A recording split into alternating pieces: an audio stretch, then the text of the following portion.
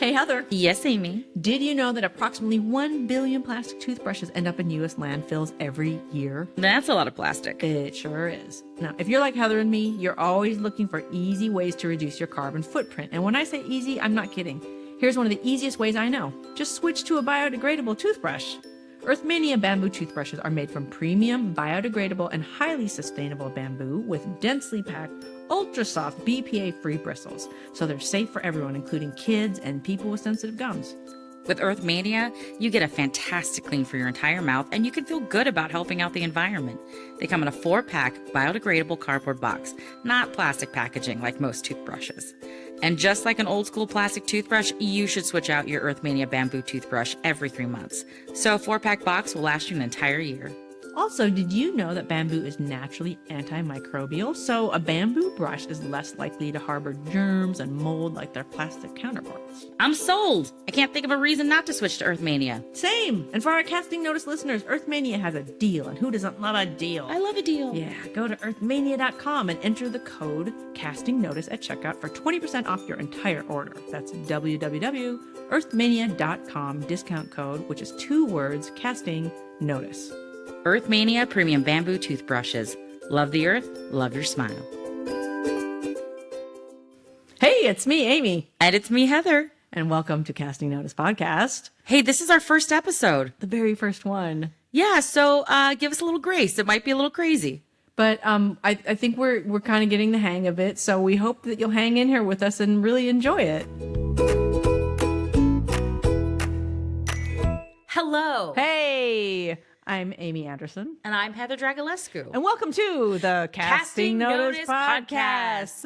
Podcast. That's us. It is us. Well, we're both actors and comedians, and we met as comedians, kind of, We did, sort of, yeah. I think, yeah. On a project we never finished, but that's okay. But we're also like Asian-y, and we're also moms, and we have like our Venn diagram is very like this. Like, That's true. And we got a little dot in there your with Venn, adoption as well, like a little.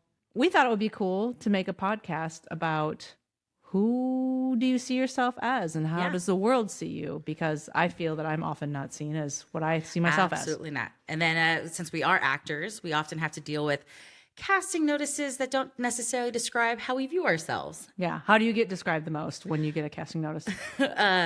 Ethnically ambiguous, plus size, big personality, Jolly. jolly. Oh, fuck jolly. We're swearing on this podcast. Just Yes, FYI. we are. So So sorry, fucking A, man. earmuff. Yeah, we're going to talk about grown-up things. We're going to talk about all kinds of things. I think I get described most as the obvious, like, you know, middle-aged, Asian American, Asian woman. But then my favorite that I get is normal to character looking, not too attractive. Oh, that good And that one. makes you feel really good Yeah. about yourself. Yeah, or attractive, but not like a model. I'm like, oh, really? Because I thought I was a model. I better not put myself up for this one. my photo taken by AARP, so I am a model. I'm also on an AARP so true. commercial. So We are models. Once again, the Venn diagram. The Venn diagram. Yeah, I think that's always just so funny is that when they ask you like, hey, we want unique faces, unique body types. And then you see the final commercial. Just it's say like, weird. yeah. Just say ugly. Yeah. Just say fat. Just say average look. Just say whatever. I get a lot of normal looking. Yeah. So I guess I'm normal looking, which is, I guess, a compliment. Who usually ends up getting cast in the roles you audition for?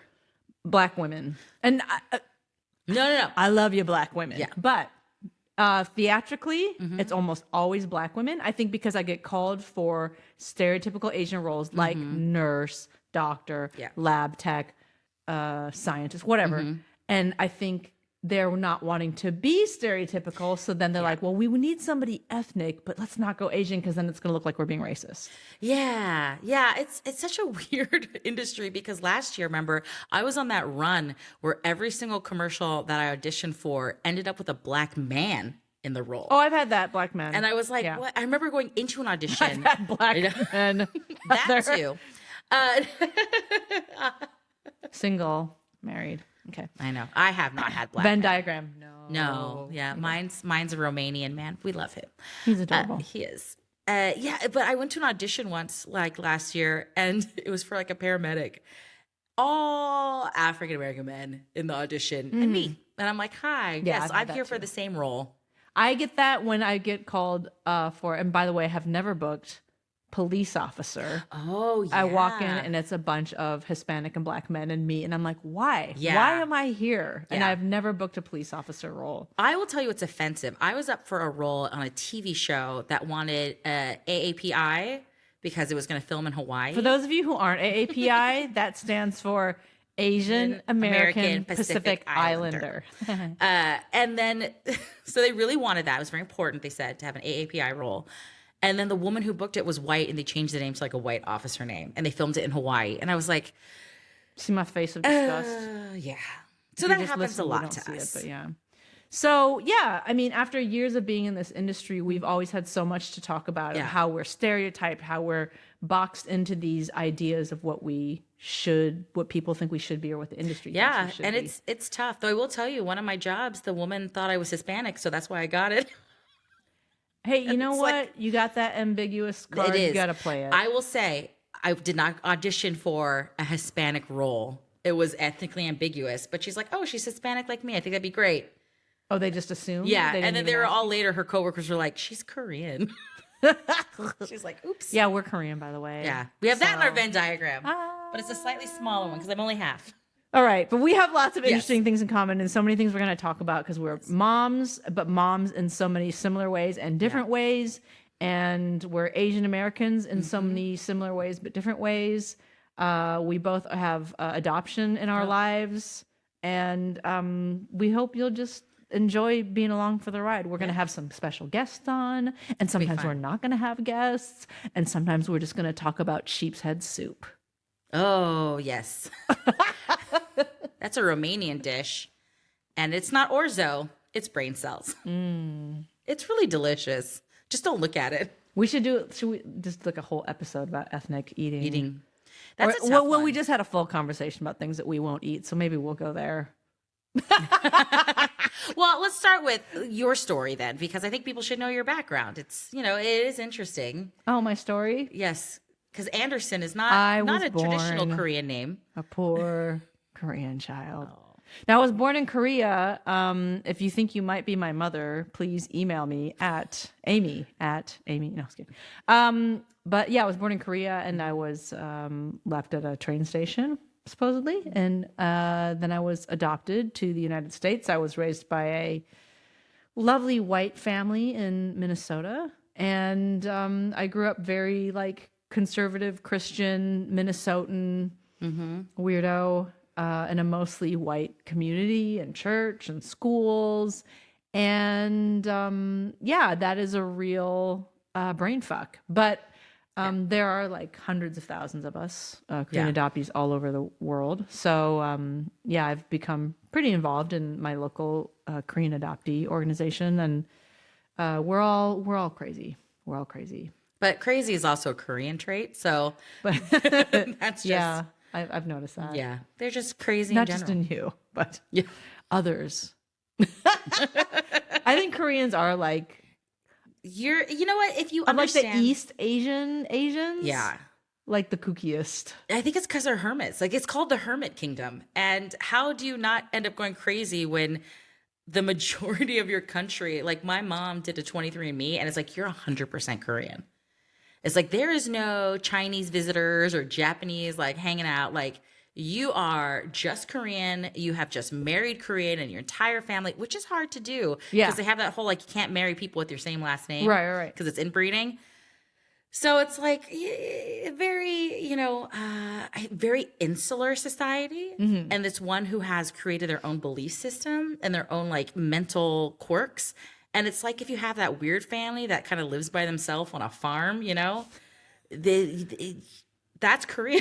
Yeah. They're this rural country that really has sort of developed with some influence from Japan and China, but primarily they, for a long time, just kind of on their own. Yeah. They're a Korean American friend of mine. I was just in a little group chat with today, and we were talking in a group chat with another friend who happens to be a white woman, and she's dating a guy who's Chinese American right now. And we were talking about all getting together because we wanted to meet this guy. And my Korean friend said other Asians don't know anything about Koreans, just so you know. Yeah. And I'm like, really? And she's like, you would be surprised. Yeah. I'm like, well, actually, no. I mean, now knowing more that I know about the culture, like since moving to LA in 2001, I've learned so much more about just Korean American culture and Korean culture in general, because there's like tons of Koreans in LA. So for those of you who don't know, the second largest population of Korean people in the world outside of the country of Korea, here in Los Angeles. So here we are. And yet when I was growing up, there were like none. There was like 5 In the of us. valley? Yeah. 5.5, because I was... Yeah, they're not really in the valley. Now they are. They are. But that showed up in like the late 90s. Okay. Like we had one Korean restaurant, one Korean store. They're in Northridge now. Yeah. So Northridge wasn't Korean-y back then? No. Where they were was in Alpha Beta. Like that's the Galleria Market. Oh. You know, that whole little shopping thing used to be a movie theater and a house of fabrics. Like it was nuts. I wish that it had been like that growing up. So I was born and raised in California. My mom is Korean. She met my dad he was stationed in Korea during the Vietnam War. They got married, had my sister, came to the U.S., had me. And I grew up here in Los Angeles, which you think is a very diverse place, but the valley and their pockets that are not diverse. Yeah. That are still very much like very insular to like the groups that kind of settled there. Mm-hmm. And when I was growing up, it was predominantly white. And it was weird being like this white, half white kid. And I remember kids saying like, well, what are you? I'm like, well, I'm half Korean, half white. No, you can't be two things. You have to pick one. And even young, I'd be like, fucker. And that's when you just slap people like, oh, yeah? Yeah. And it's like, it's so weird. Nobody says like, oh, you're 3/4 Irish and 1/4 Scottish. Well, you got to pick one of those that you're going to be. What like, are you, what is weirdo? It? And I'm like, because the Scottish and Irish do have very different sort of traditions and lifestyles. And it's kind of unfair. Well, and it just goes back to the whole thing of that, like, if you're Asian at all, like Asians in the United States, at least, I'll speak to that experience because that's where we are and where we grew up. Like, I don't care like what year it is. We are the perpetual foreigner in this country. Well, we're the second smallest ethnic group besides Native Indigenous people. Yeah. So like this look, like anything Asian-y looking, it's like you're always seen as a foreigner first. Except in Hawaii. Which is why it's my favorite place. Except in Hawaii. You know, you go to Hawaii and I'm like, oh, wait, I know why I feel comfortable here. I look like everybody. Yeah.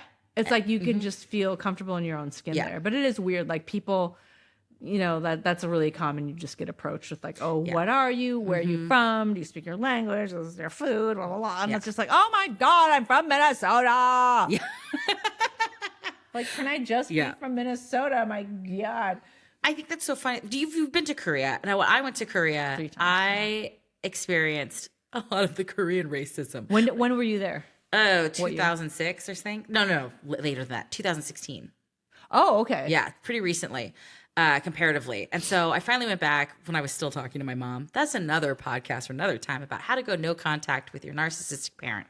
But we went together and if they didn't see my face or they just saw partially of me, if I said something to them in Korean, they would respond. And then as soon as they turned around and saw my face, they'd be like, oh, no English. No. And I was like, we were talking. We had a conversation and they really wanted nothing to do with me. Like they could tell. The only people in the world who could tell I was half Asian are Koreans. And there's a lot of animosity there against Tapas still to this day.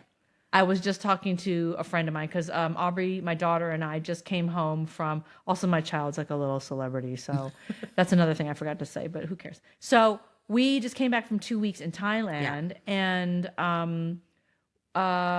we flew Korean Air. There's like, you know, like we had a 9-hour layover in Korea as well. So we were a little engrossed in Korean stuff for like certain parts of the trip. And we were having some conversations about the amount of plastic surgery because as you know, like Koreans, the younger generation, they are all about the surgery. And I said, Aubrey, you know what is really fucked up is there's going to be a whole generation of kids right now, starting now, who don't look like their parents. Yeah. Because their parents have had their faces fixed. Yeah. And they're going to come out and like, so then do we look at our kids and go, wow, you guys are ugly because you don't have, no, they're going to be what is not aesthetically pleasing. No, I get it. They're not going to look like their parents. But the parents are going to pay for them to have plastic surgery. Yeah, but at what point? Like, what age then are we going to start fixing our kids to look like us? At least 16. It's ridiculous. Korea, stop. It's too much. And like the K-pop bands, I know people love K-pop. I can't get into it, but I'm not like much of a big pop person. Okay, Venn diagram. Yeah. No. But the plastic surgery thing, I cannot deal. That's part of why I don't like it. I'm sorry, but they all look the same. It's too much. The guys all look the same. We had a flight attendant on one of our flights because we took 4 Korean Air flights. There and back, 2 there, 2 back, with layovers in Incheon. And one of our flight attendants had just an insane amount of work done to her face. I mean, most of them had work done. It was obvious. Beautiful. No. She looked creepy to me. Creepy. Like AI, but her in real nose life. was really like pointed, almost like Michael Jackson's nose before it got to the falling off phase. Yeah. And yeah, her jaw had super been done. Her eyes looked too anime. And I was like, no. And then like if she has a kid, her kid's gonna be like normal looking. Because the thing is, like, I think Korean people are adorable and beautiful. Are. With their round faces. Because we're supposed to look like the moon.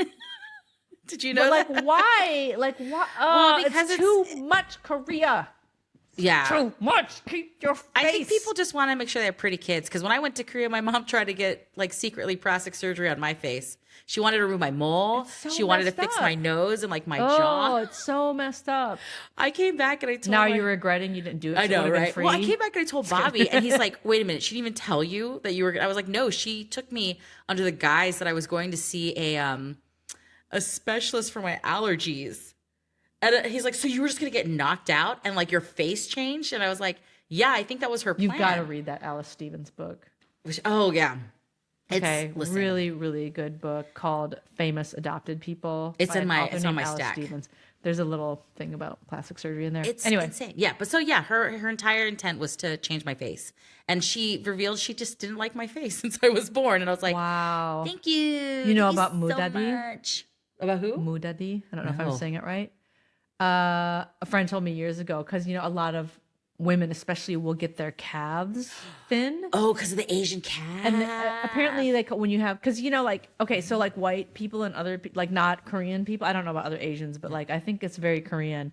Like this part of my leg is very short, so my calf is like really low. It's so like I can't wear zip up tall boots because my calf is like really low and it's just too thick. It won't zip over my calf. So anyway, a Korean friend told me years ago, she was like, oh, it's called mudadi. I'm like, mudadi? Yeah, it means turnip leg.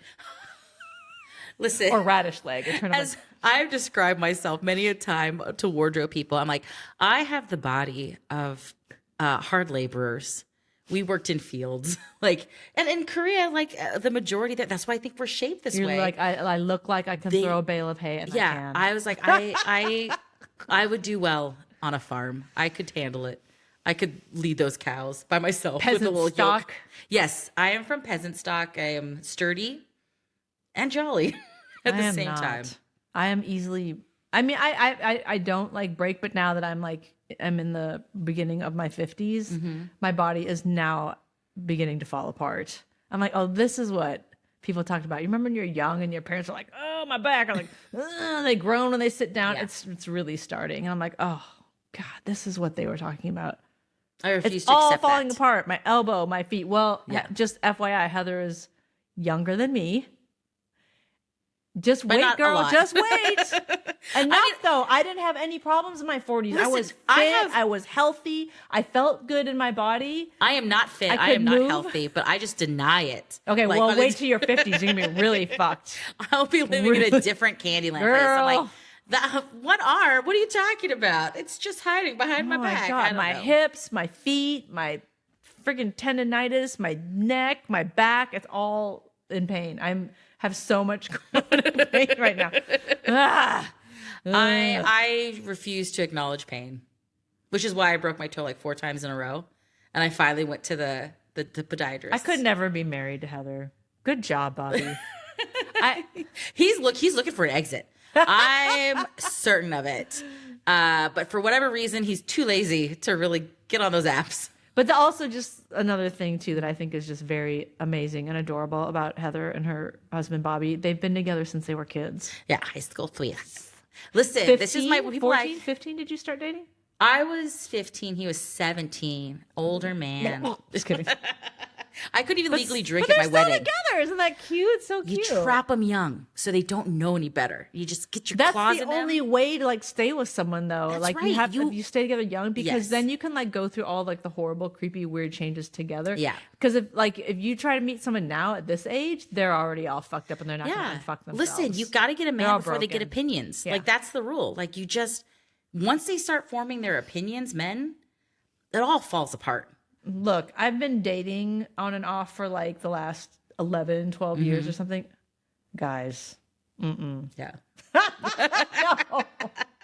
And people are like, you're just so picky. I'm like, no, I just don't want to date a crazy asshole loser. Like, Sure. Oh my God. Yeah. And I'm sure there are horrible middle-aged women out there as well. Oh yeah. They're called Karen. I'm sure there's plenty of Karens out there, but like studies have shown who benefits from marriage? Men. Yes. Not women. So, Bobby, even though I ask you to do so many things for me, remember it is you who are benefiting, not me. He's wagging his finger no at us. He is wrong. Here's the thing. But I think your marriage is not typical at all. You guys have more of a partnership. Yeah. And you work together on things and you communicate and you've been together since you were really Stank eye young. him. So you're friends and you're Yeah. friends and lovers. But I had a weird- but I feel like you have more of an equitable partnership, which is what, in my opinion, marriage should be. But traditionally, marriage has never been. So unless That's you true. have a modern version of that, like you guys do, it's more about like I think that's- one is the bread earner, one is Yeah. the this, one is, and then one stays at home and does domestic things and raises the kids. And like as that's shifted over Mm-hmm. time, there's one of those people can't handle it. Yeah. Guess which one it is. And so then there's like bickering and fighting, and there's all this inequity. And what happens is like as a woman, you make the children, you bear the children, you take care of the children, you do the laundry, you do all of the chores, and you go get a full-time job. And like you got your kids, and now you just are like a housekeeper for your husband as well. That's what a lot of women are finding. true. And that's why most divorces are initiated by women. Maybe that's why ours works because I bought my children. So I adopted my kids from foster care. Nice little sibling set. So that's I our was little, bought. I know. They pay you in foster care. They're like, take them. I love them very much, and that'll be definitely a big topic about adoption and our Kids are views cool. on it. I've met them. They're okay. They're fine. I like her kids. They're very they're beautiful. I will tell you that. Yes, they're very I made attractive. sure when I flipped through those pictures, So I was I like, only who's want going to- attractive children. Yes, I said not like me. I don't want to be changing their faces in Korea when they get older. Can you imagine giving your kids Korean plastic? Oh my surgery? God. They're not Korean, by the way. They're very should mention. indigenous Hispanic looking, and Yes. according to they're not to any tribe because of Make course they them weren't look raised like in a tribe, Koreans. but they according to 23andMe they are native. They like built a temple at some point. Yeah, they were definitely as. I had a woman on a plane who I was talking to with the kids, and they're like, she's like, she was an indigenous woman, very lovely, but she's like, your children are Aztecs. And I was like, oh, thank you. I will accept that answer. Okay. Sure. Sounds good to me.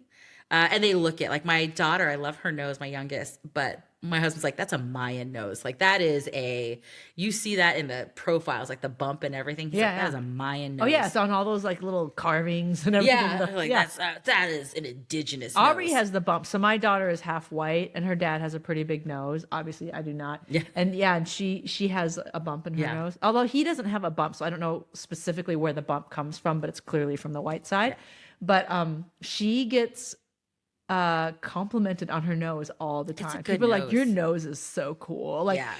on her Instagram and stuff like that. Like, oh my God, I love your nose. And I'm like, oh my gosh. It's a good nose. I mean, I People love like that. my daughter's nose for that reason. Because I'm like, man, I love that bump. And all those Jewish girls that got surgery to get rid of it. Why? Don't ever do that. So yeah.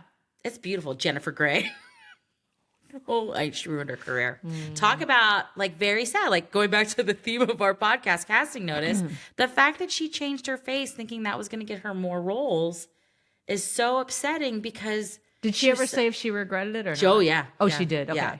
I know that she was open about it, but I didn't know how she felt about it. She, there was something recently that came out where she talked about either in an interview or something about how she did not realize how it was going to basically tank her career because people wanted Jennifer Grey. They wanted that What face. they knew. Yeah. And so I know so many Jewish girls who had their noses done. don't do it. It's beautiful. But it's almost like in certain like I'm like thinking of the environment, but economic status, right? It's almost like a rite of passage as like doing your eyelids for Korean girls. Yes, right? Amy.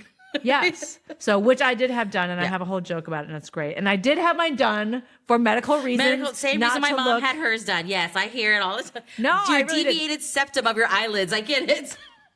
No, my eyelids were very hooded before, and they were making my eyelashes poke me in the eye. That's what my mom said too on hers. And they were scratching my eye.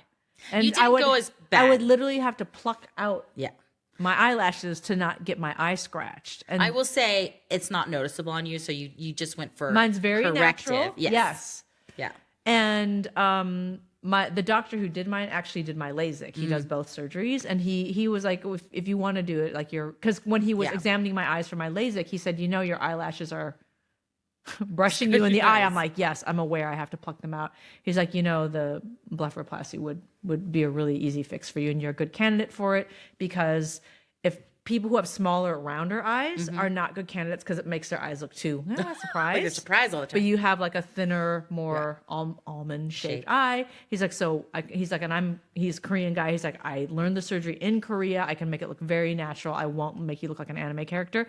And he did. He did a really good job. And the crazy thing now, I mean, I've had it for years. Like I had it done in my 30s and I'm in my 50s now, is that Aubrey and I have the same eyes now. Because she was born with the fold in her eyelid, but she doesn't have like white people eyelids. She has more like a Korean fold because like 30% of East Asians do have a natural crease and then the rest of us don't. So she was born with it and now our eyes actually match. Oh, that's lovely. I know. So I made my eyes look like my daughter's. Totally like, by accident. I didn't know. On accident, not by accident. Yeah, that's when I knew like I have some deep-rooted Koreanness because anytime I hear when a Korean gets the eyelid surgery, I'm like, why?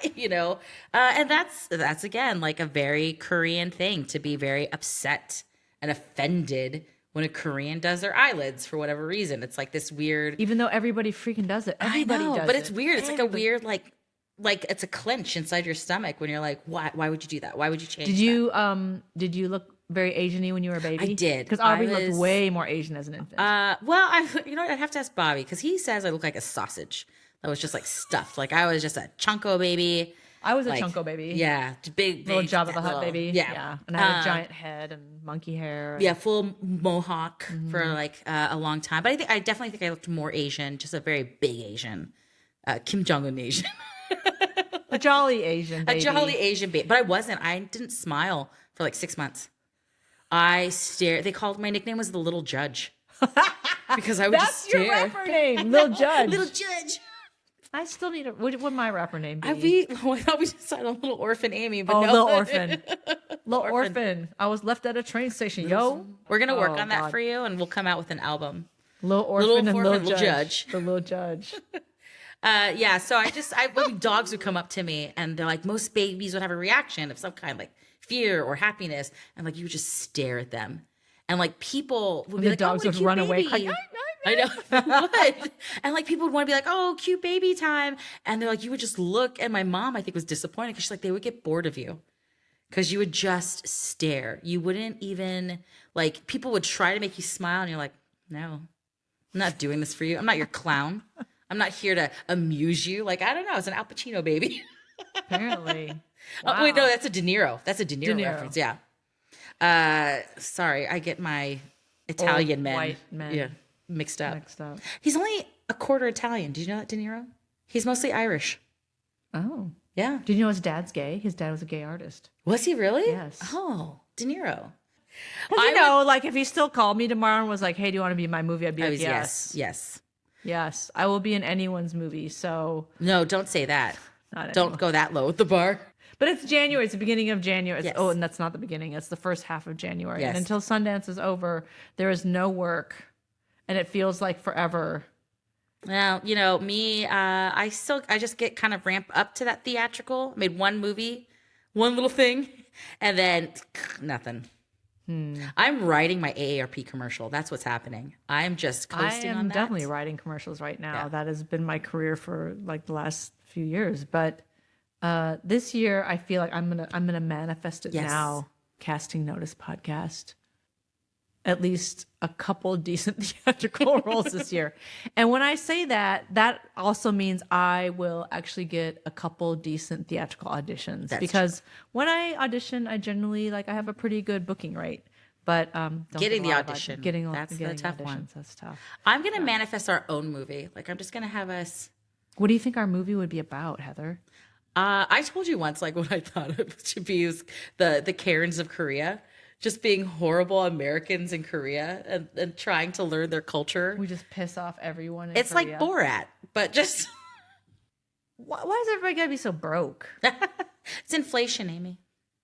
I know. I just... But you know that's what? a whole other thing to talk about, too, is just like...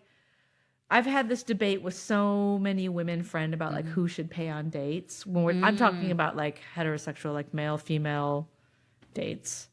And because I've never done any other kind of dating. Sorry, I cannot speak to any kind of gay experience. But, which I am curious, who does pay on a gay date? Okay, so because traditionally it's always been on a male-female date, like the man will pay or whatever.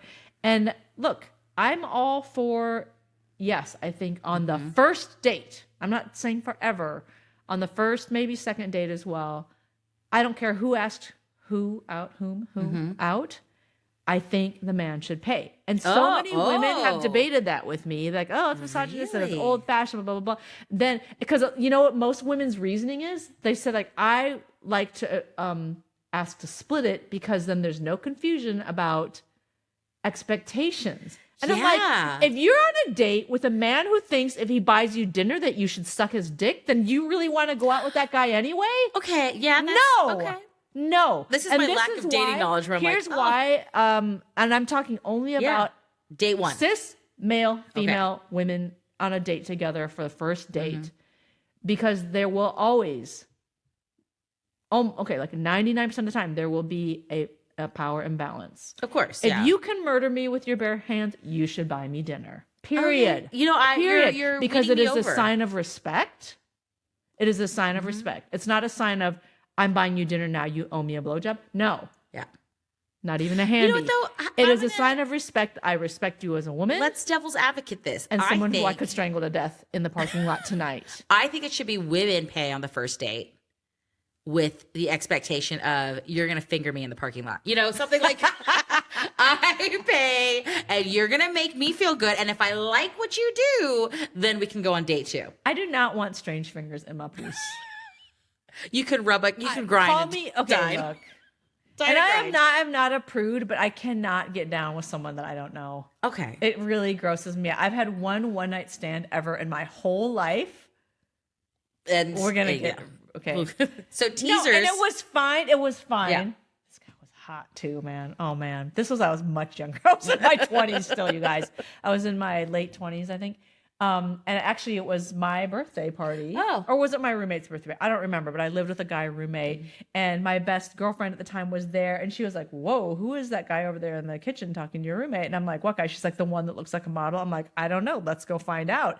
And apparently, he had just broken up with a long-term girlfriend, and I told my roommate, I'm like, "Your friend is really hot. Like, you should set me up." And he was like, "Oh, I'll ask him." And he said that he totally would go out with you, but just so you know, like he does not want a relationship. It would just be more of like a sex only thing. I'm like, I'm in. And we had like pleasantries over drinks and like a little food, and then like just went to Pound Town at my apartment. And it was like fine. But he called me again, like, you know, like the next week and wanted to get together. And I was like, no, I'm kind of done with that. Well, okay, but let me I ask didn't you. need to just keep sleeping with this guy knowing that there was going to be no relationship. Because I'm not that horny. I'm not that hard up for action. But who paid for the drinks? He did. Oh, okay. He did. But then you gave him what he expected.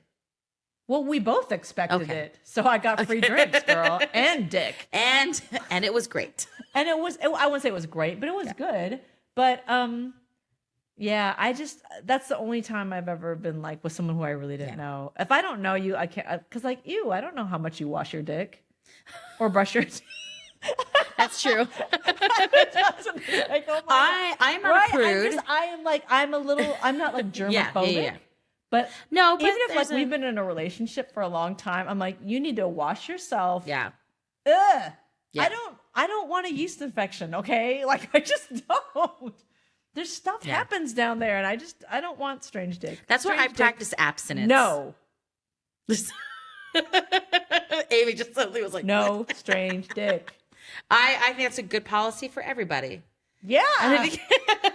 In this day and age, strange dick can kill you. That's true. And not just with his dick, with his hands, like we've discussed.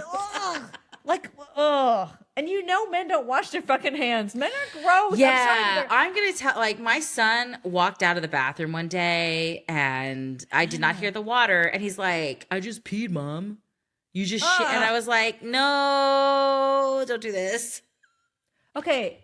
Air drying. They have set up like cameras for like in hand washing areas of men's bathroom versus women's bathroom. And like I don't remember, but like a staggering number of men did not wash their hands after leaving restrooms, public restrooms. Yeah. Do you know the it's the we have one downtown where it's like you can eat in the movie theater and it's called something like the cinema. ArcLight was and everything. Yeah, it's downtown though, and it's called like the something house. House of eating while watching movies. It'll come to me, but we have one downtown, and I think it started in Austin or something like that. Oh, Alamo Draft House. Yes, Alamo Draft. I'm like, it has something to one do here with now. Texas. Yes. It's really cool. Let's I go love it. sometime and talk about it. Yeah. Okay, but I went to the Alamo Draft House. In the Alamo Draft House in downtown LA, I don't know if they're all like this. The men's bathroom is on one side, the women's bathroom is on the other side, and then there's a shared hand washing area. Do you know how many motherfuckers I watched walk out of the men's bathroom and just bypass the hand washing room altogether? And I'm like, you just unzipped your dirty pants, pulled out your dirty dick, peed into a dirty urinal, flushed it, and probably with your hand. That's And the now you're other going to go thing. eat popcorn? I don't understand this theory of like, well, we just shake it off. We don't actually touch the urine. I'm like, but your hand has been on your penis. There's still sweat and things that accumulate. And then, like you say, if you're flushing the handle, you're touching other men's penis. Right? So how many dicks could you have inside of you if that guy fingers you is my point. Yeah. Hundreds of dicks. Yeah. Technically. In one finger bang. And I'm not down with that. And the other thing too is like, okay, even if you did just touch your own dick and didn't even flush the urinal, you've been touching the world up until That's that true. moment. And like, it's not a bad idea, as the pandemic has shown us, to just wash your fucking hands every once in a while throughout the day. If you're getting hot and heavy and a guy pulled out like the Bath and Body Works like hand sanitizer, like, hold on, and just... I wouldn't be like, no. You'd be like, thank you. No, actually, because I feel like that could sting. I don't Yeah. You're like, can you rub it really well? Go into the bathroom and soap and water it. Like, what? Guys, come on, do better. I'm sure there are women who don't wash their hands too. There are. I worked with a I've few. watched that too. Or like the people who just go like that under the water and then... I sing happy birthday every time. Who do you sing it to, yourself? No, I do the generic... Happy birthday, dear. See, you don't have to go that slow. No, I want to know who you put in the... I say Dear. to you. You just go, happy birthday, happy birthday. Happy birthday to... Yeah. I do the Applebee's. Actually, Applebee's is like, happy birthday. We're glad that you're at Applebee's. We enjoy your free cake. Or what, I don't know. I can't have cake. I've never 'cause worked I at have Applebee's. gluten. You could have gluten-free cake, but they don't Applebee's have does it at not have Applebee's. gluten-free cake. And I have never eaten at Applebee's after the last time I went, and I got major food poisoning. And I was like, and I am done. And it has been probably 8 years since I've eaten at Applebee's. Of all like the chainy, like bar and grill type of restaurants, I think I kind of like Applebee's. You know what I can't do? What? Which is just like immediate like diarrhea. Chili's. Oh, Chili's, yeah. I don't do Chili's anymore. I'm Chili's. a Red Robin. Robin. Because I will tell you, they are very good. I have a gluten allergy, unfortunately. I have celiac. They're very course. good. with, as you said, know, of course. they're very good with their allergy stuff. Okay. So I go to Rob Robin. Yum. Here's the thing is like, because I couldn't resist the unlimited fries, right? Yeah. The bottomless Hell yeah. basket of fries, but their fries weren't good. What? No. The steak fries, the big old fatties that you put in your mouth flat, and you're like, oh. They were always not fried enough, and then just... You just got to come to the ones I go to. The steak fry isn't my favorite fry. I prefer more of like a skinny fry. Like I a don't see traditional shapes with fry. fries. I will eat them all. I just want you to know I have no bias. I do love a curly fry. Curly fry is Ooh, good. A waffle fry. Those are the best. No, they're not the best. Because I do like the crinkle fries. Oh, I love crinkle fries. Who has Shake Shack has crinkle fries? Garlic fries. That's yucca fries. I think that's my that's my food downfall. Your down fry. My food downfall throughout life has been fried foods. Yeah. Like if you fry it, Hells I will yeah. eat it. You could fry If you anything. fried you can fry raw butter. fish, I would eat it. Yeah. Well, and I hope we haven't rambled for our audience too much today. Introduced you a little bit about So this on is that gonna be. note, well, I mean, we promise we'll actually have like some themes and subjects that we're gonna specifically cover. It will not be this rambly. Yeah. In fact, we have some great guests actually lined up this season, including your daughter Aubrey, Including who's my going to daughter. talk to us about her experiences. But we have a lot of great guests lined up who've had really amazing experiences in film, television, modeling, as well as other forms of Writers, media. yeah. And I hope you'll come join and listen to them. And then we have, as you've heard, some opinions on things. And that will be coming up too. So Yeah. I hope you'll join us for this journey, and we're going to have a lot of fun. So I hope you'll have a lot of fun. Yay! Yay! We're the Casting Notice This podcast. podcast. We should write a jingle. We We'll should. work on that. We'll work on it. We should have Casting a rap. Notice So it podcast. can It's be Casting Notice podcast. We're Heather and Amy. Casting Notice podcast. Hey! Check us out next time when we talk to Dr. Nina Cash, who's going to talk about slaying the gray and that encore career.